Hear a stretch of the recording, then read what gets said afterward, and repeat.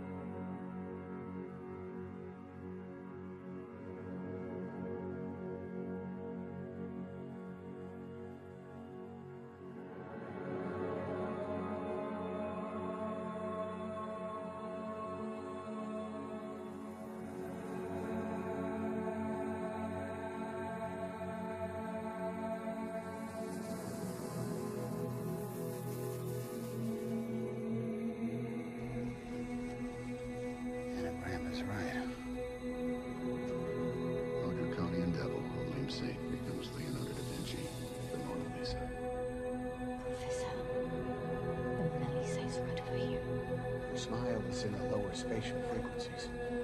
The horizon is significantly lower on the left than it is on the right. Why? Well, see, she appears larger from the left than on the right. Historically, the left was female, the right was male.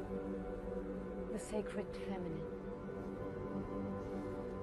So dark, the con of man. Is it another anagram? Can you break it? Moon, sermon, charms.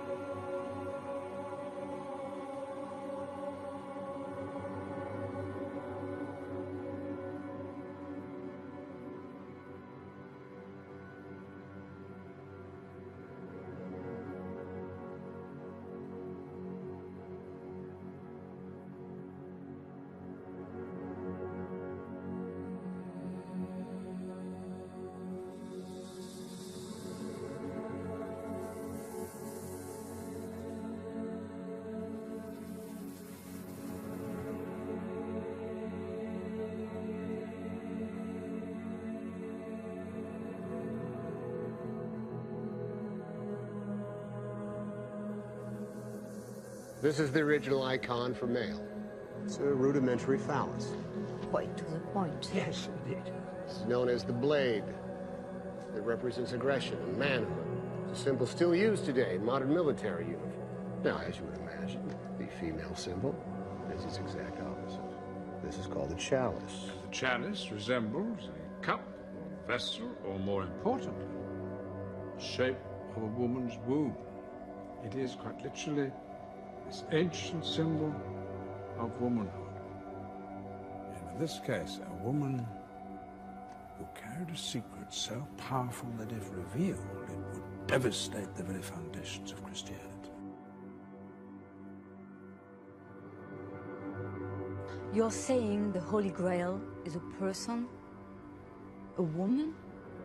And it turns out that she makes an appearance right there. Theories. There are theories. Notice how Jesus and Mary are clothed. Mirror images of each other. The mind sees what it chooses to see. Mirror images of each other. The mind sees what it chooses to see.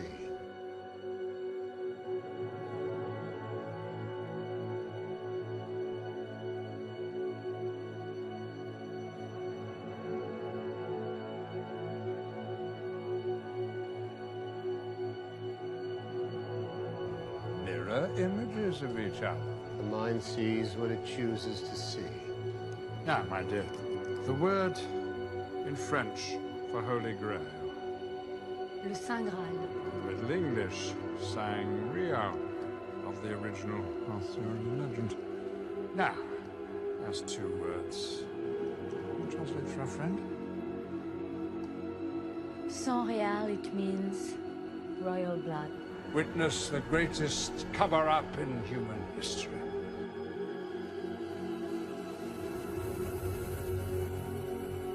This is the secret the Priory of Sion has defended for over 20 centuries. They are the guardians of the royal bloodline. Keepers of the proof of our true past. They are the protectors of the living descendants of Jesus Christ. There's so many brilliant things in the Bible, and you can read it over, and many people have done this and they've led their life that way, but you can read it hundreds and hundreds of times. You know, David, they say great art, like the Mona Lisa. Some people, they look at it and it doesn't look as great at the beginning, and then they'll look at it, by the time they see it many, many times, it becomes the most, they can't take their eyes off it. Whereas art that's not great, you look at it, it looks beautiful at the beginning, but you get tired of it. The Bible is special. The Bible, the more you see it, the more you read it, the more incredible it is, and the more you realize. It's like a great, you could say, I mean, I don't like to use this analogy, but like a great movie, a great, incredible movie.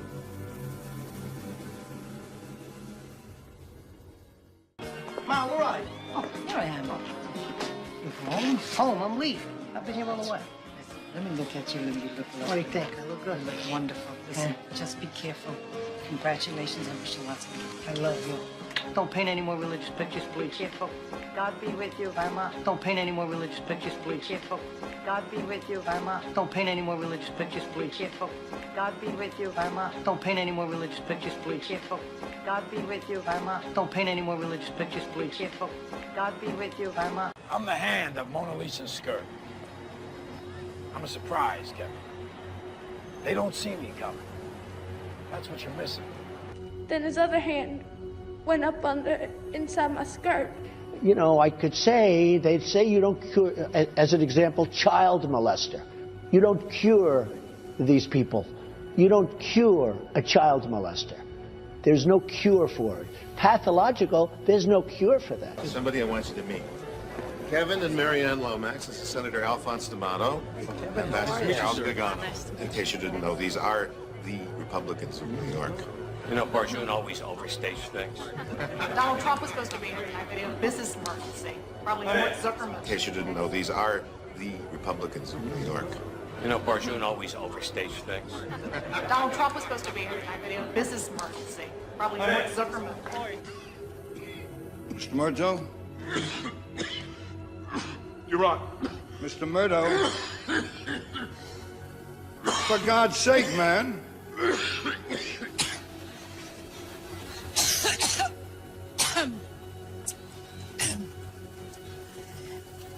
Every time I think about Trump, I get allergic. Why do we have to keep going? Because it needs to be clear, Mr. Cullen. Because I need to know and understand exactly what happened. You're standing there. You look down. There's the gun.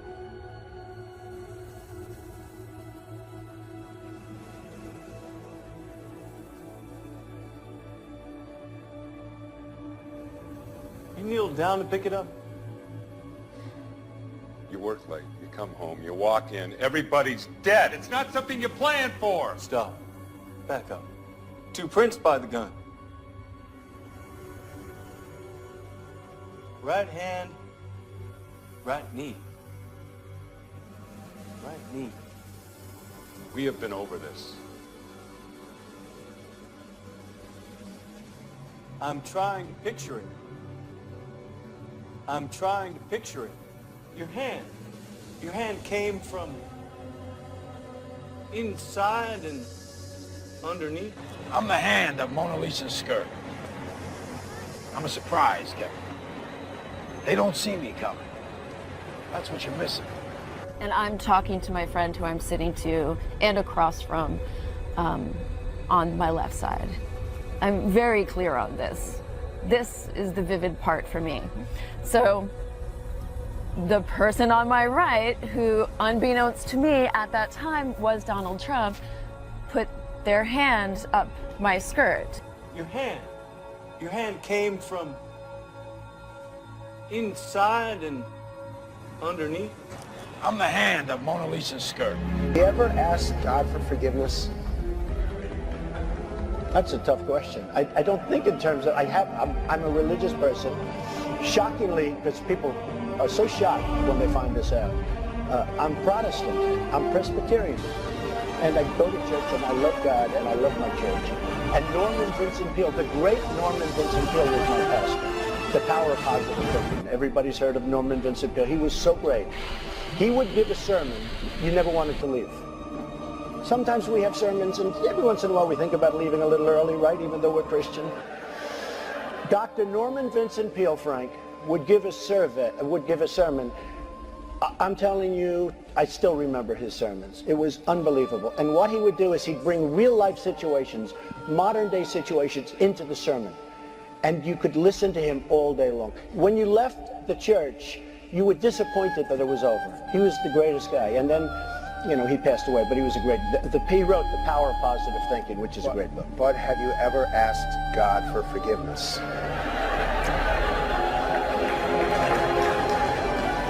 I'm not sure I have. I just go and try and do a better job from there. I don't think so. I think if I do something wrong, I think I just try and make it right.